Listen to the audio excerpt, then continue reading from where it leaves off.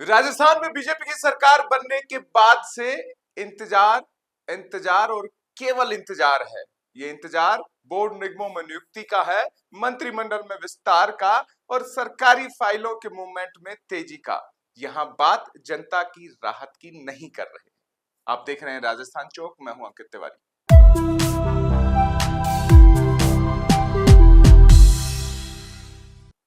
राजस्थान की सरकार दिसंबर 2023 में शपथ लेकर कार्यकर्ता के तौर पर मुख्यमंत्री को सामने लाकर सबको चौंका चुकी है।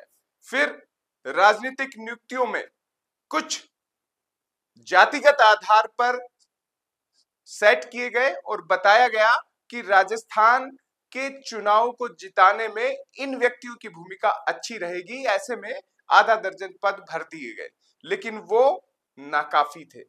अब बड़ी संख्या में बोर्ड निगम यूआईटी इंतजार कर रहे हैं कि कब मुख्यमंत्री भजनलाल शर्मा और उनके रहनुमाओं की नजर इन पदों पर पड़े और भरा जाए। बड़ी संख्या में वरिष्ठ नेता हैं जो चुनाव तो हार चुके हैं, लेकिन राजनीति के दंगल में कुश्ती करने अभी भी अपने आप को आजमाने के लिए तैयार मान बैठे हैं। उनको भी जगह देनी है। बड़ी संख्या में चुनाव के दौरान अन्य पार्टियों से, खासकर कांग्रेस से भी कुछ वरिष्ठ नेता बीजेपी का दामन थामकर केसरिया रंग में रंगे गए थे। वो भी चाह रहे हैं कि उनको भी अब सम्मान मिले, इस पार्टी में अपने हैं, ऐसे में कोई पद या स्थान मिले, इसकी कोशिश में वो भी लगातार जुटे हुए हैं। ऐसे में अब माना जा रहा है कि भजनलाल सरकार उन फाइलों की गर्त को हटाकर उन नामों को सुसज्जित कर सकती है जो राजस्थान की राजनीति में अपने सेवा भाव के लिए कदमताल मिलाएंगे, साथ ही भजनलाल सरकार और बीजेपी को गति देंगे। सत्ता और संगठन में तालमेल बेहतर बताकर इनका नाम जल्द सामने लाने की तैयारी है। हाल ही में मुख्यमंत्री भजनलाल शर्मा का दिल्ली दौरा भी नए कयास दे गया। दिल्ली में उन्होंने मुलाकात 3 महत्वपूर्ण व्यक्तियों से की, जिनमें सीआर पाटिल से विकास योजना और राजनीतिक तौर पर भी चर्चा मानी जा सकती है। ओम बिरला जो लोकसभा में स्पीकर की भूमिका निभा रहे हैं और कोटा के सांसद के तौर पर राजस्थान की राजनीति में भी अपना पैर रखे हुए हैं, उनसे भी मुलाकात चर्चा में रही। बीएल संतोष से संगठन प्रमुख के नाते मुलाकात की और बीजेपी दफ्तर में संभवतः जाने को यह बताया गया कि अब राजस्थान में कुछ राजनीतिक नियुक्तियों को हवा मिल सकती है। हालांकि कहा यह भी जा रहा है कि जो मंत्री बनने के इच्छुक हैं उन्हें थोड़ा और इंतजार करना पड़ेगा, लेकिन अगर स्थितियां माकूल रही तो माना यह भी जा रहा है कि कुछ नए मंत्री बनाए जा सकते हैं।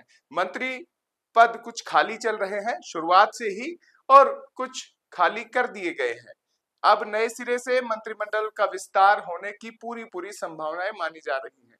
इन सब में सरकार की परफॉर्मेंस कैसी है, इस पर भी सत्ता और संगठन को पुनर्विचार करने का एक नया मुद्दा मिल गया है। ऐसे में इनकी जो प्रामाणिकता है, जनता के लिए काम करने का इनका मादा है, वो भी जांचा जा रहा है। कुछ मंत्रियों की छटनी की खबरें अक्सर अखबार की स्याही को और थोड़े गहरे रंग में लेकर आती है, लेकिन बात करें तो अभी तक कोई पुष्ट खबर ऐसी नहीं आ पाई जिससे कहा जा सके कि मंत्रियों की या इन मंत्रियों की छुट्टी है। लेकिन छुट्टी तो होगी, क्योंकि भले ही अशोक गहलोत ने सचिन पायलट के लिए नाकारा निकम्मा कहा हो, अब इनके ही सत्ता और संगठन के लोग यहां कुछ मंत्रियों को इसी श्रेणी का मानकर अपने आप को आगे बढ़ा रहे हैं।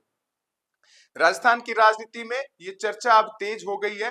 तमाम दांवपेच चाहे सत्ता के लिहाज से हो, संगठन के लिहाज से या संघ के, क्योंकि संघ की दखल भी राजस्थान में भरपूर इस बार रहने वाली है। जिसकी जैसी चल रही है वो वहीं से सिफारिश लगवा रहा है। कुछ पद आरपीएससी में भी भरे जाने हैं और कोशिश सबकी यही है कि जो पूर्व ब्यूरोक्रेट हैं, सत्ता के नजदीक रहना चाहते हैं, वो भी चाहते हैं कि कुछ महत्वपूर्ण पद उन्हें मिले। जो राजनेता सेवा कर चुके हैं उनको भी उम्मीद है कि पद से नवाजा जाए, और जो मुख्यमंत्री के आसपास हैं और बिना किसी काम के सेवा भाव से लगे हुए हैं, उनको भी उम्मीद है कि अब मुख्यमंत्री उन पर नजर डाले और कुछ सरकारी सुविधाएं, संसाधन उन्हें भी मिले। इन्हीं के बीच में कुछ बड़े नाम भी चर्चा में आ जाते हैं, चाहे बात वो राजेंद्र राठौड़ की हो, सतीश पूनिया की हो या अरुण चतुर्वेदी की। अशोक परनामी, ये कुछ ऐसे नाम हैं जिनको इस सरकार में, इस राज्य में एडजस्ट किया जा सकता है।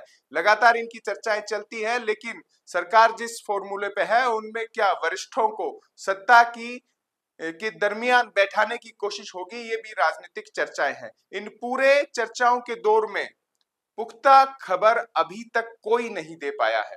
राजस्थान चौक को मिली दिल्ली से जानकारी के अनुसार यही है कि कुछ बोर्ड अब खाली नहीं रहेंगे, उनकी नियुक्तियां होंगी। सहमति मुख्यमंत्री स्तर पर बन चुकी है, ऊपर लेवल पर भी कुछ नाम सुझाए गए हैं जिनको शामिल कर दिया गया है। ऐसे में सरकार इस पूरे वातावरण से, जो उनके खिलाफ ब्यूरोक्रेसी और सरकार के बीच के तनावपूर्ण संबंधों को दर्शाता है, उसमें कुछ राजनीतिक तड़का लगाकर नयापन देने की कोशिश है। ऐसे में जल्द ही कुछ राजनीतिक नियुक्तियों और राजभवन के गलियारों में दस्तक देखी जा सकती है। आप देख रहे थे राजस्थान चौक। चौक के नए दर्शक हैं तो सब्सक्राइब कीजिएगा, पुराने हैं तो कमेंट बॉक्स में बताइएगा क्या वर्तमान हालात में राजस्थान की भजनलाल सरकार कैसा काम कर रही है। नमस्कार।